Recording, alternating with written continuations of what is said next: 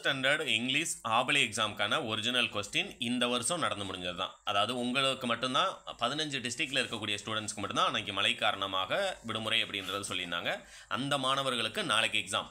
மீதம் இருக்கக்கூடிய 20 டிஸ்ட்ரிக்டில் பார்த்தீங்க அப்படின்னா உங்களுக்கு எக்ஸாம் நடந்து முடிஞ்சிருச்சு.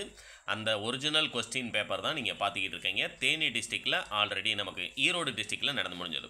ஏன்னா 4 டிஸ்ட்ரிக்ட்க்கு ஒரு கொஸ்டின் பேப்பர் தான் கொடுக்குறாங்க. அப்படிங்கிறனால நாளைக்கு ஒரு வேளை இதே கொஸ்டின் பேப்பரே உங்களுக்கும் வரலாம். அதனால் வீடியோவும் முடிஞ்ச அளவுக்கு உங்களுடைய ஃப்ரெண்ட்ஸ்க்கு ஷேர் பண்ணுங்கள். இல்லை மீதம் இருக்கக்கூடிய நடந்து முடிஞ்ச டிஸ்ட்ரிக்டில் இருக்கக்கூடிய அந்த 6 கொஸ்டின் பேப்பரும் எனக்கு கொடுங்க அப்படின்னம்னா டிஸ்கிரிப்ஷனில் டவுன்லோட் லிங்க் கொடுத்துருக்கேன். எந்தெந்த டிஸ்ட்ரிக்டில் நடந்து முடிஞ்சதோ அந்த கொஸ்டின் பேப்பர்லாம் டவுன்லோட் லிங்க் டிஸ்கிரிப்ஷனில் கொடுக்குறேன். நீங்கள் டவுன்லோட் பண்ணிக்கலாம். இதில் இருக்கக்கூடிய கேள்விகள் மட்டுமே நான் நாளைக்கு நடக்கக்கூடிய எக்ஸாமுக்கு போதுமா அப்படின்னம்னா பேராகிராஃபை பொறுத்த வரைக்கும் இதில் இருக்கக்கூடியது மட்டுமே நீங்கள் எந்த டிஸ்ட்ரிக்டாக இருந்தாலும் உங்களுக்கு போதுமானது. கொஸ்டின் நம்பர் 29 இருக்கக்கூடிய சச்சின் பேராகிராஃப், புரியுங்களா? கொஸ்டின் நம்பர் 30 இருக்கக்கூடிய பேராகிராஃப், கொஸ்டின் நம்பர் 31 இருக்கக்கூடிய சிவி ராமன், கொஸ்டின் நம்பர் 32 இருக்கக்கூடிய ஜோன்ஸ், இது மட்டுமே உங்களுக்கு போதுமானது.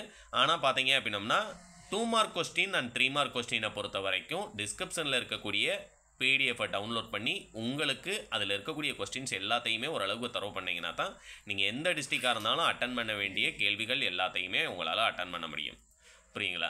இது செலக்டட் கொஸ்டினா அப்படின்னு கேட்டோம்னா ஒரிஜினல் கொஸ்டின் பேப்பர் அப்டேட் பண்ணுங்கன்னு சொல்லியிருந்தீங்க. நான் அடுத்தடுத்து பார்த்தீங்க அப்படின்னம்னா நாளைக்கு மார்னிங்குள்ளே எந்தெந்த டிஸ்ட்ரிக்டில் இதுக்கு முன்னால் ஆவலி எக்ஸாம் நடந்து முடிஞ்சிருக்கோம் இங்கிலீஷு, அந்த கொஸ்டின் பேப்பர் எல்லாமே உங்களுக்கு வீடியோவாகவும் அப்டேட் பண்ணுறேன். டிஸ்கிரிப்ஷனில் டவுன்லோட் லிங்க்கும் உங்களுக்கு டேரெக்டாக கொடுத்துறேன் அப்படின்னு சொல்லும்போது கண்டிப்பாக அது எல்லாத்தையுமே ஓரளவுக்கு நல்லா ப்ராக்டிஸ் பண்ணிக்கோங்க. ஏன்னா ஏற்கனவே நல்லா ப்ராக்டிஸ் கொடுத்துருப்பாங்க உங்களுக்கு, 2 நாள் டைம் இருந்தது அப்படிங்கிறனால. ஆனால் இப்போ பார்த்தீங்க அப்படின்னம்னா நாளைக்கு ஒரு நாள் தான் டைம். ஏன்னா இன்றைக்கி மார்னிங் வரைக்குமே நீங்கள் சயின்ஸ் தான் படிச்சிருப்பீங்க. இப்போ திடீர்னு நாளைக்கு உங்களுக்கு இங்கிலீஷ்னு சொல்லும்போது கொஞ்சம் குழப்பமாக இருக்கும். டிஸ்கிரிப்ஷனில் பிடிஎஃப் டவுன்லோட் லிங்க் கொடுத்துருக்கேன். டவுன்லோட் பண்ணுங்கள், நல்லா ப்ராக்டிஸ் பண்ணுங்கள். நாளைக்கு எக்ஸாமை நல்ல முறையில் எழுதலாம். தேங்க்யூ.